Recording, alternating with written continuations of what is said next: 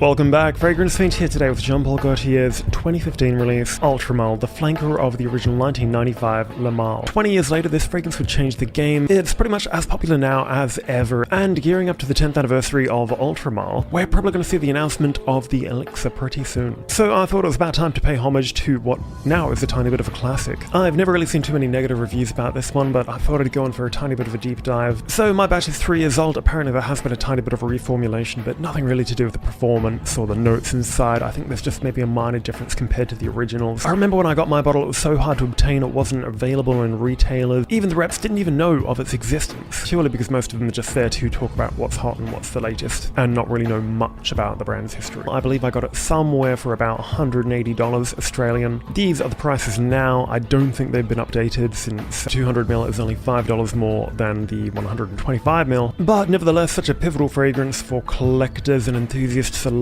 This basically had the equivalent reaction to my generation as the original Le Male did to the generation before me, where it became a bit of a craze, everyone was talking about it, everyone was wearing it or wanted to wear it, and then out of the blue it would somehow become discontinued until the online hype would bring it back to life. But anyway, let's get into the note breakdown. So on the official website, it only consists of bergamot, pear, mint, lavender and vanilla, but most other retailers have a much more thorough list, and they are in the top: bergamot, lemon, pear, mint and lavender with a heart of clary sage, caraway and cinnamon, lastly with a base of cedar, patchouli, amber and vanilla. So let's give it a spray. Nice atomizer. Just always love that opening, it's just so addicting. The aroma molecule they use in this is absolutely incredible. Instead of like an apple pie, imagine that being replaced with a very sweet pear. It's just so deeply engraved into my mind at this point. So despite that sweetness you get in the opening with the pear, it's definitely counterbalanced by that rich crispness of the mint, which of course is another signature note, as well as the lavender in any Le Male. It's really those two things which make that opening just so Le Male. Then in conjunction with that you get a burst of bergamot, only a tiny bit of lemon, and you already get that cinnamon from the heart as well. It's really more so a sweeter cinnamon, not your raw organic bitter kind of cinnamon. This is more of like a sweet cinnamon sugar. The clary sage is quite minimal, it just kind of balances that transition out, but the vanilla and amber definitely make their way in quite early, more so the amber. I think a lot of people think vanilla smells like amber. I mean, it does come under the same category, but amber does have a scent of its own as well. I think it would be fair to say that the vanilla in this is actually a little more dialed back than most other sweeter fragrances, which is why I'm kind of drawn to it more than your other vanilla bombs. The amber also helps balance out the fragrance because it does have some abrasive notes in there, they just don't come off like that. Notes such as bergamot, mint or even cinnamon can be quite piercing by themselves, and it really does give them an overall smoothness and softness. And lastly, what is a Le Male fragrance without lavender? The most iconic note of any Le Male, but it's not your traditional lavender. I think I have spoken about this before, but they have their own type of DNA when it comes to their lavender. You wouldn't really compare it to like say Lavender 31 by Le Labo or Lavender Extreme by Tom Ford. The perfumer for this was obviously Francis Curtijon, who also did the original Le Male, and he has such a unique way of using lavender in his fragrances. He really strips away, I guess, that powdery element, or can be deemed a little more on the feminine side from lavender, and just does something to them which is beyond my comprehension, which just makes them really unique.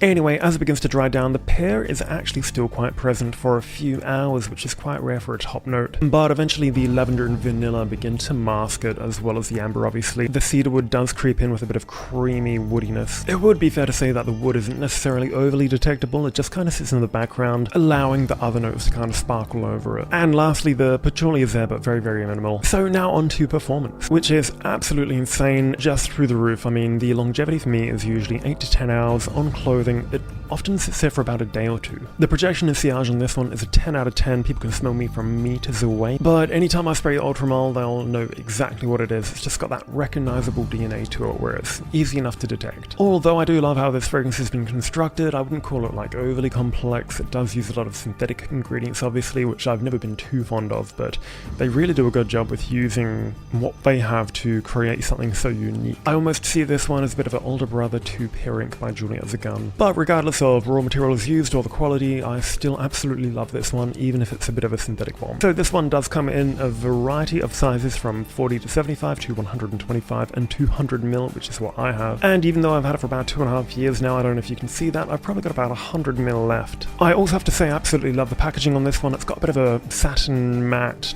dark navy blue finish on it. A lot of the other ones are a little more glossier or reminiscent of a soup can, but there's something about the paint job on this which is so different to the rest. And of course, classic Male bottle design. Anyway, this one's still definitely a classic. I probably wouldn't buy it again since I'm so used to the scent by now, but I'll probably still get the Elixir, we'll see. And lastly, I only really wear this one during winter as it can be a little bit too sweet. It's simple fun, definitely quite informal. I'd only wear this really going out at night when I'm feeling less sophisticated.